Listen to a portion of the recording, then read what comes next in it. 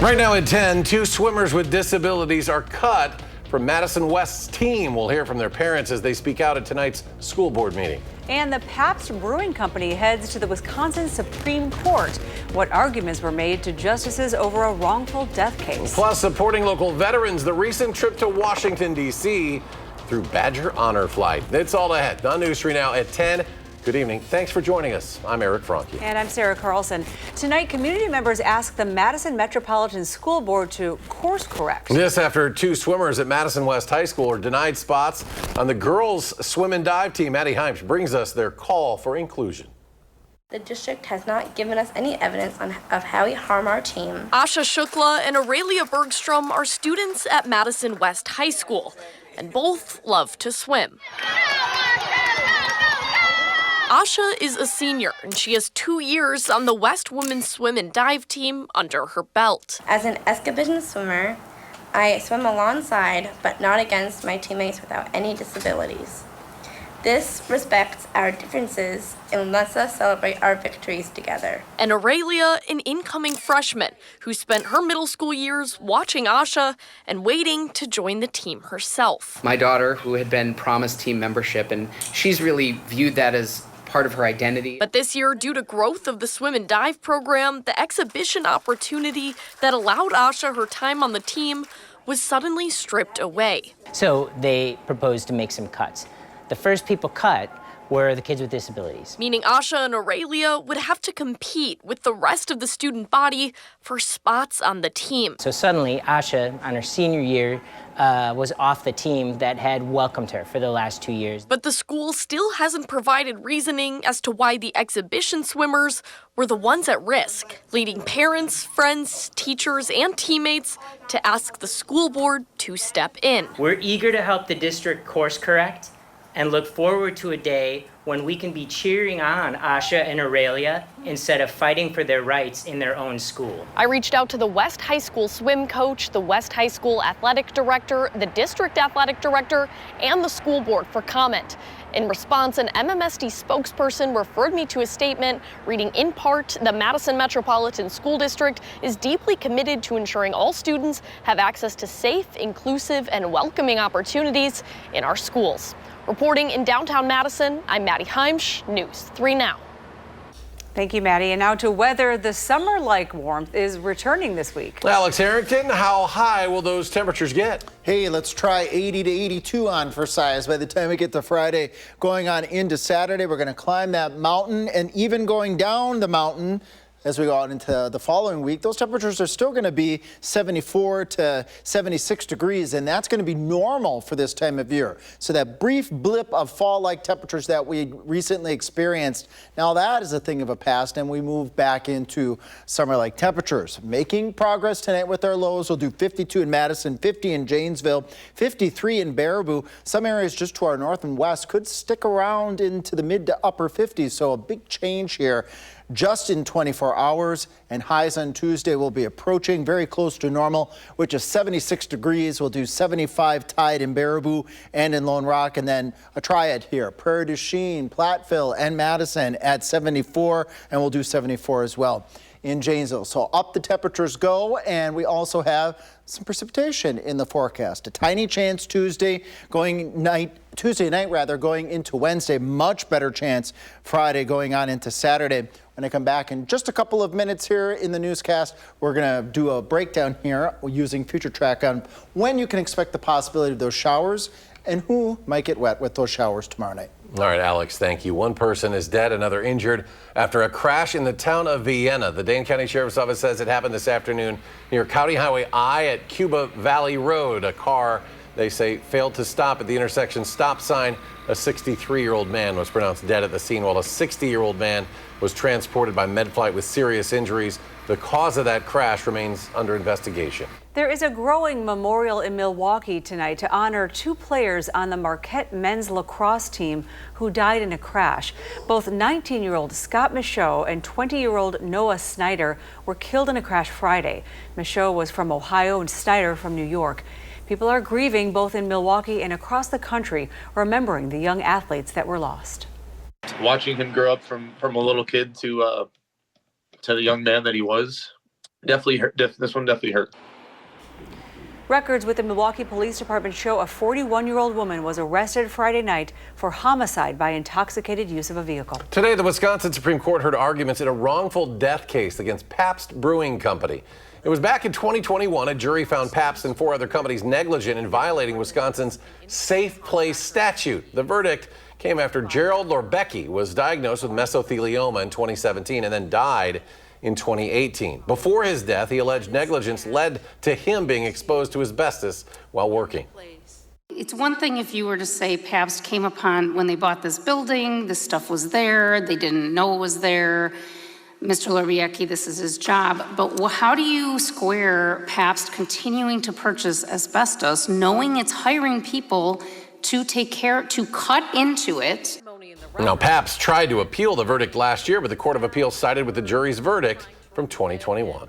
A recent report shows home purchases are getting canceled at a record rate. According to a Redfin analysis of pending sales data in July, roughly 1 in 7 home purchases in the U.S. fell through. Redfin says one of those sticker shocks for would-be buyers, rising insurance costs. You often don't know how much you're going to be paying in insurance until after your offer is accepted. So that can be a bit of a shock if you get this big insurance payment, or maybe you can't find insurance at all. That can definitely cause a deal to fall through. And another thing that could be at play, the balance of power in the housing market shifting towards buyers. With more homes to choose from compared to just a few years ago, people are looking for a new house. They may not be in a rush. Many high school seniors are applying for college. That means deadlines for financial aid are quickly approaching. But what can they do to not be scammed?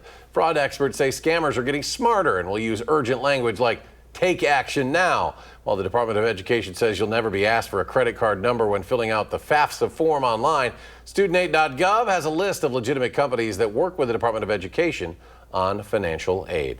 And connecting with your child after the end of a long school day, it's not always easy. Experts say parents should create a comforting environment to foster communication. That includes being available and present, investing in their interests, and keeping things positive before diving into the questions. 2 questions we like to ask kids is, what was something funny that happened today? Right. So you set the expectation that fun things can also happen in the classroom before you dive into the serious stuff. And then, especially for older kids, asking them about a friend.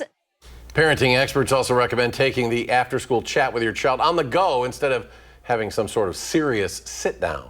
It's a story here for a smile. It is Victory Monday for the Packers. That's always a smiley one after their big win over the Lions. And while games can get emotional, one of Green Bay's smallest fans is bringing smiles to everyone he meets. You can meet Vinny James now, a 12-year-old Chihuahua decked out in Packers attire, riding along in a football-shaped cooler. The Packer Pup's ride started as a DIY project, and Vinny's fame started to grow when his owner, Gloria, found him on Craigslist 10 years ago, and he has been a fan favorite ever since. It takes us 2.5 hours to walk around the stadium, and we meet all his super fans. Minion's his best friend, and there's Pac-Mania, and there's St. Vinny and Miss Liberty. Gotta love this one. And while fans line up for selfies every game, Gloria admits she has one bone to pick. Nobody's ever given her a brat in return.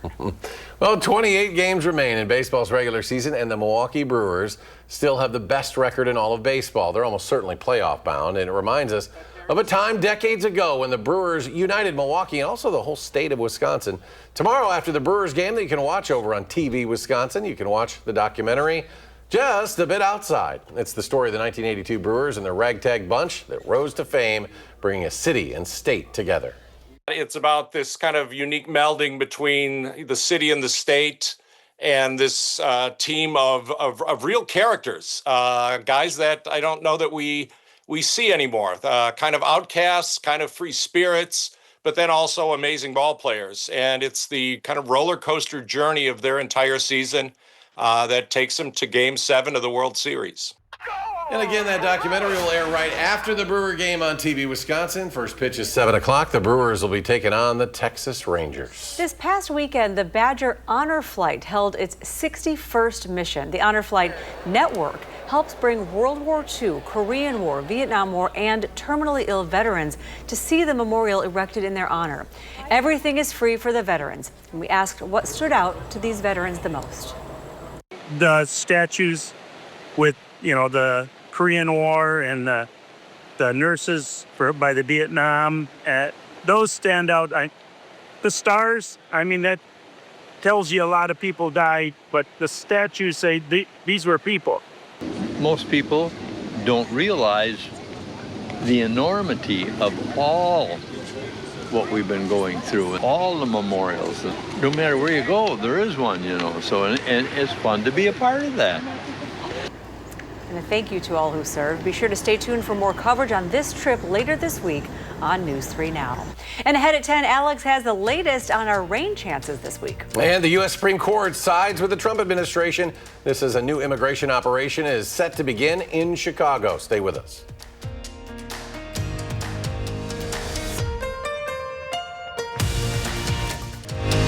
You're watching News 3 Now at 10. Welcome back. The U.S. Supreme Court handed the Trump administration a victory in its mass deportation efforts. And the federal government is launching a new immigration operation in Chicago, focusing on people with criminal records. Torian Small has the latest from the White House.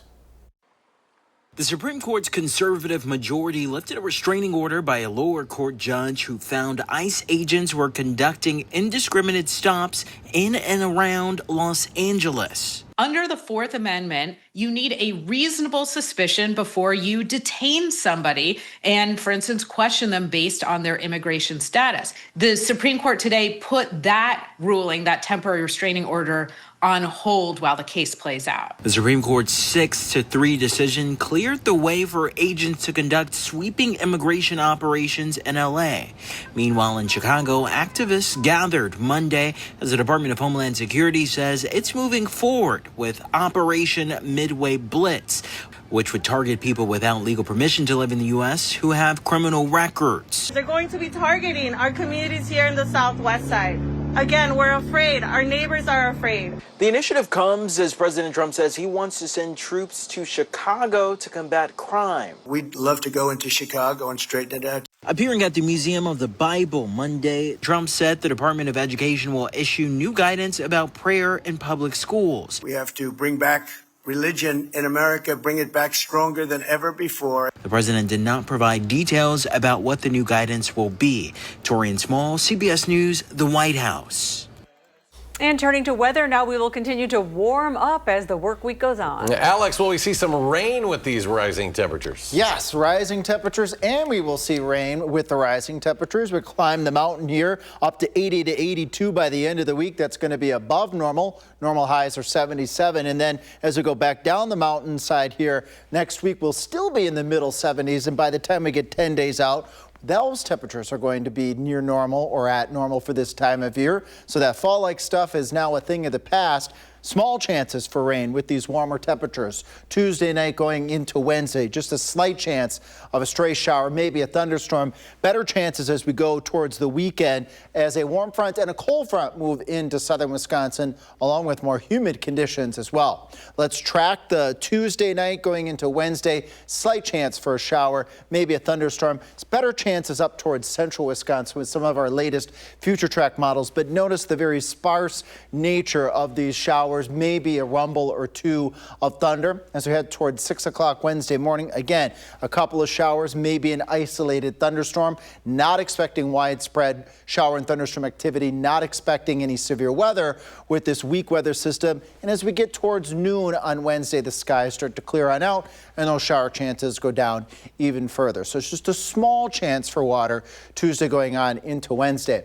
Want to point out here again for the year to be abundantly clear, even though August was a wet month for southern Wisconsin, and we had flash flooding rains in some cases. For the year at the airport right now, we're actually just now nearly 0.2 of an inch below normal, and for the month, we're down about an inch. Now, granted, we're only 10 days in to September, but when you see the extended forecast, the threat for us, or I should say the chance for us getting appreciable amounts of water. It was not very high in the extended here. 52 in Madison for a low tonight, 49 in Janesville, 53 tied in Baraboo and in Lone Rock, and we will continue to see these nighttime temperatures also increase as well. 74 for a high on Tuesday at Madison, Monroe, Janesville will tie that 75 in Baraboo and 75 in Lone Rock, as well as each day gets a little bit warmer.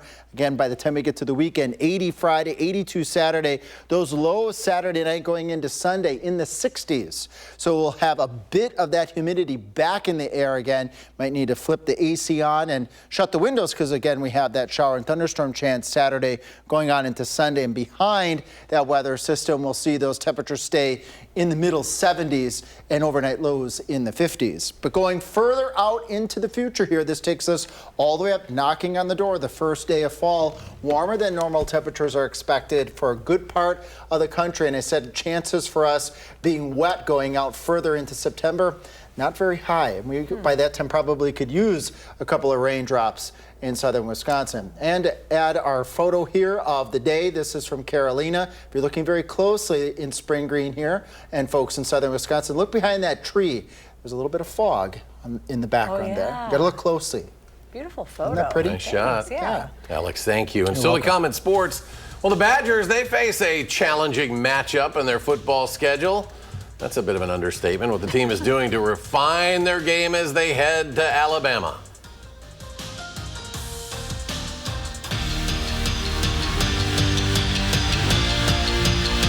Trudge Kekahuna and the rest of the Badgers have now shifted their focus to week 3. And that's where their schedule stiffens. Our Nash Dara says they're ready to tackle the challenge. The Wisconsin Badgers football team is off to a 2-0 start with wins over Miami of Ohio and Middle Tennessee. Now on paper, that's exactly what you want to see, a 2-0 start to kick off the season. But if you've watched those games, you know they haven't been as clean as Coach Luke Fickell would have liked. And with a trip to Tuscaloosa coming up this weekend, the Badgers are going to need to tighten things up fast before facing the number 19th ranked Alabama Crimson Tide. Well, this is one of those ones that I know guys, had circled for many reasons, right? Obviously, the way things went last year, but also for the idea, like, look, there's nothing more that you want to do as a competitor than be in the, in the biggest games and the biggest competition out there, and to go to Alabama to play in front of that crowd, to go down there to play, in the SEC country. I think that there's not a guy within our program that doesn't say that's one of the reasons why they're here.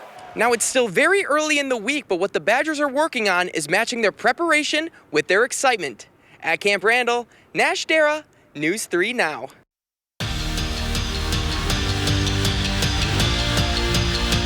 Trudge Kekahuna and the rest of the Badgers have now shifted their focus to week 3. And that's where their schedule stiffens. Our Nash Dara says they're ready to tackle the challenge. The Wisconsin Badgers football team is off to a 2-0 start with wins over Miami of Ohio and Middle Tennessee. Now on paper, that's exactly what you want to see, a 2-0 start to kick off the season. But if you've watched those games, you know they haven't been as clean as Coach Luke Fickell would have liked. And with a trip to Tuscaloosa coming up this weekend, the Badgers are going to need to tighten things up fast before facing the number 19th ranked Alabama Crimson Tide. Well, this is one of those ones that I know guys, had circled for many reasons, right? Obviously, the way things went last year, but also for the idea, like, look, there's nothing more that you want to do as a competitor than be in the, in the biggest games and the biggest competition out there, and to go to Alabama to play in front of that crowd, to go down there to play, in the SEC country. I think that there's not a guy within our program that doesn't say that's one of the reasons why they're here. Now, it's still very early in the week, but what the Badgers are working on is matching their preparation with their excitement. At Camp Randall, Nash Dara, News 3 Now. Thank you, Nash. And the Packers took down the Detroit Lions over the weekend. In impressive fashion, the win has many players on the team excited for the rest of the season as well. News 3 Now senior Packers writer Jason Wilde has more on the team's reaction. The inherent challenge of the aftermath of an NFL regular season opener is you have to fight the urge not to overreact, win or lose. If your team loses, you're suddenly panicking and you've seen all these flaws that have come to light. If your team wins, and convincingly the way the Packers did over the Detroit Lions on Sunday 27-13 at Lambeau Field, you're starting to think Super Bowl already, aren't you? And it's not just fans. It's coaches that have to fight it. There's players that have to fight it. even beat writers have to fight viewing it through that lens. But the Packers are a little bit different this year for two reasons. One, they don't have a lot of time to be patting themselves on the back. They play again on Thursday against another NFC contender in the Washington Commanders, who will also be at Lambeau Field for Thursday Night Football. And two, talking with Jordan Love after the game, what happened on Sunday and that win over the two-time defending division champion Lions did not come as a surprise. Instead, it was more of a confirmation of what Jordan Love already believed about the 2025 Packers. It's a team that, like you said, they've got us. The past couple games we played against them. So, it was a big test coming in here week one. Really good team coming in. We know what type of team we have, but it definitely confirms it and gives you some more confidence to keep building on. But obviously, it's still week one. We got a long season ahead, and we got to keep just building and elevating every week as we go. And, there's going to be a lot of stuff to clean up, but we know we have a great team. But to go out there and have a dominant performance, it does, kind of confirm those things we had. But just early days and early week one, so we just got to keep building on it. Now, clearly Love's confidence in this team was well-placed even before they acquired Micah Parsons, who had a meaningful impact in his first game as a Packer. But we've still got 16 more of these, and lots of things can happen, as we well know, from injuries to ineffective play to running into teams that get hotter than you are. But right now, after one game, there is reason for excitement in Green Bay, and now it's up to the Packers to sustain that with a Thursday night win against another contender, again at Lambeau Field. We'll have full coverage throughout the short week and for that game against the Commanders on channel3000.com for free. And while you're there, don't forget, sign up for our Packers newsletter, which gets our coverage delivered directly to your inbox every single day. In Green Bay, Jason Wilde, channel3000.com. Thank you, Jason. And the Packers will stay at Lambeau Field, as you heard, for this week's game against the Washington Commanders. This quick turnaround, one of those Amazon Prime games, kickoff is set for Thursday, 7:15 p.m. Well, tonight the Brewers took on the Texas Rangers down in the Big D. Christian Yelich was back after the 5-game absence, but they really got nothing going on offense. Rangers take game one of the series 5-0. Same 2 tomorrow. You can catch that game on our sister station, Television Wisconsin. Then after the game, as we mentioned earlier, stick around, watch the documentary on the Brewers' 1982 World Series season, just a bit outside. Alex is back. Final check of the forecast when we come back. Finally, tonight, country superstar Garth Brooks will open next year's Summerfest. That concert's set for June 17th of next year.